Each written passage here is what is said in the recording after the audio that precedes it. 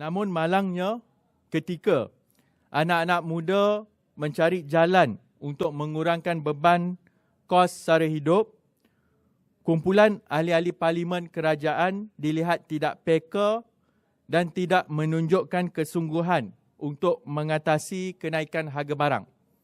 Jadi selepas sesi malam semalam, pagi ini saya telah dihubungi dan dihujani sama ada daripada mahasiswa maupun daripada warga netizen yang mahukan kepastian sama ada benarkah pada malam semalam juga telah diadakan satu majlis jamuan keramaian di hotel terkemuka negara yang melibatkan Yang Amat Berhormat Perdana Menteri seperti berikut.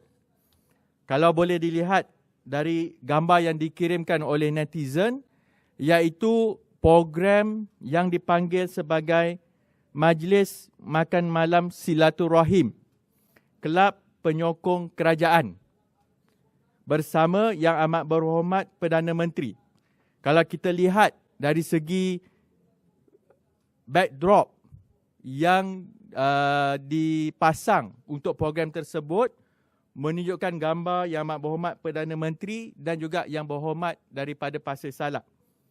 Cuma program ini dikatakan berdasarkan maklumat yang diterima diadakan semalam, iaitu 7 Disember 2021 hari Selasa, jam 8 malam bertempat di Mandarin Oriental Hotel Kuala Lumpur.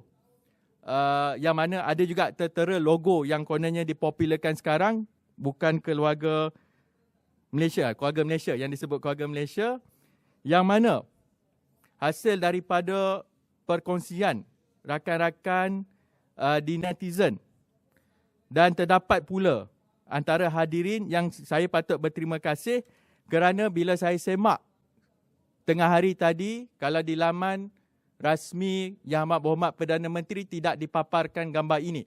Tapi yang sebenarnya berkongsi perkara ini adalah Senator Wan Faizal, iaitu Timbalan Menteri Perpaduan Negara, yang sebenarnya telah berkongsi gambar-gambar majlis yang mana kalau dilihat turut melibatkan ahli-ahli parlimen kerajaan. Contohnya, kalau dilihat di sini ada ahli parlimen daripada Parti Bersatu, ada ahli parlimen daripada UMNO yang boleh dilihat di sana, MCA pun ada hadir, dan juga ahli parlimen ataupun ketua pemuda PAS kalau saya tak silap sebab memakai pelitup muka, tapi menunjukkan bahawa ketika mana kita sedang berusaha mencari jalan untuk mengurangkan beban kos sara hidup rakyat yang terpaksa ditanggung pada hari ini, bagaimana kerajaan ataupun ahli-ahli parlimen, yang lebih spesifik ahli-ahli parlimen pembuat dasar kerajaan,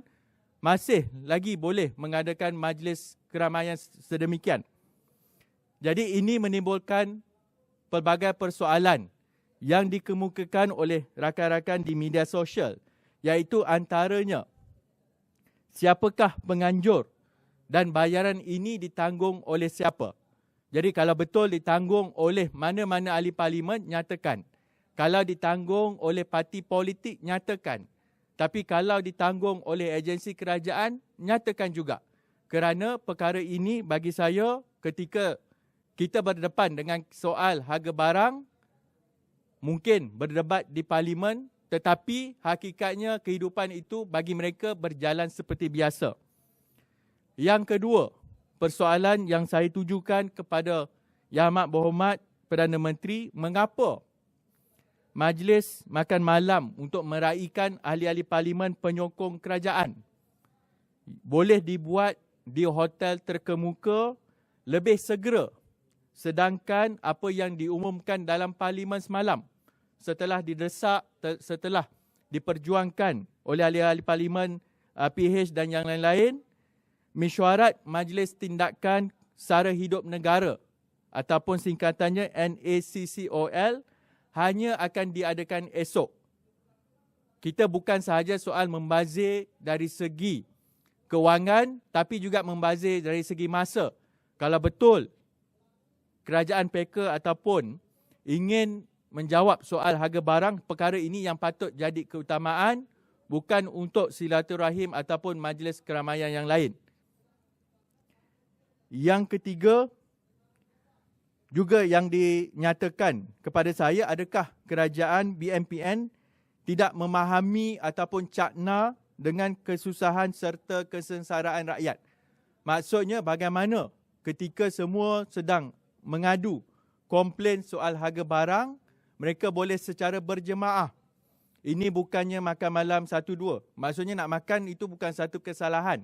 Nak buat jamuan itu juga sepatutnya tidak menjadi kesalahan. Tetapi apabila jamuan itu dibuat secara berjemaah dengan yang dipanggil sebagai penyokong-penyokong kerajaan, buat di hotel terkemuka, di manakah justifikasi ataupun hati naluri ahli-ahli parlimen tersebut?